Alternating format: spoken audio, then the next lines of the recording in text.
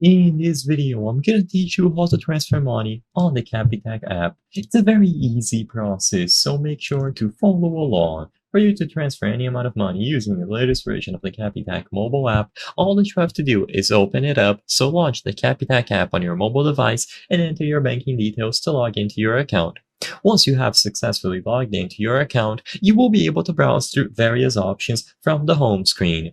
So, usually, you will have to look for transfers or payments. You can tap Transact at the bottom of the screen or scroll down from the home screen of the app, and you will also find the options related to transferring money. So, you can either pay a beneficiary, transfer money between your accounts, or choose the option to pay someone with cash.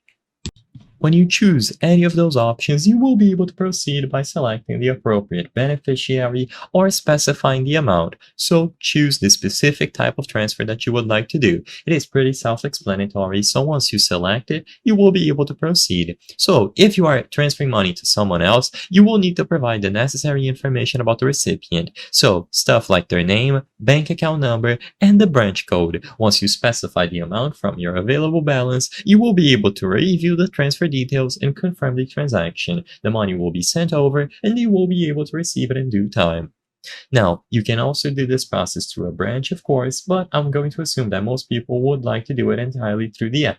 And thankfully, that is possible. Not only will you be able to transfer money between your accounts, but you can pay other people, transfer money, and even do bill payments. You can get information on how to deposit money at an ATM as well through the app, and everything is going to be available on the latest version of the Capitec mobile banking app that you can download on any mobile device.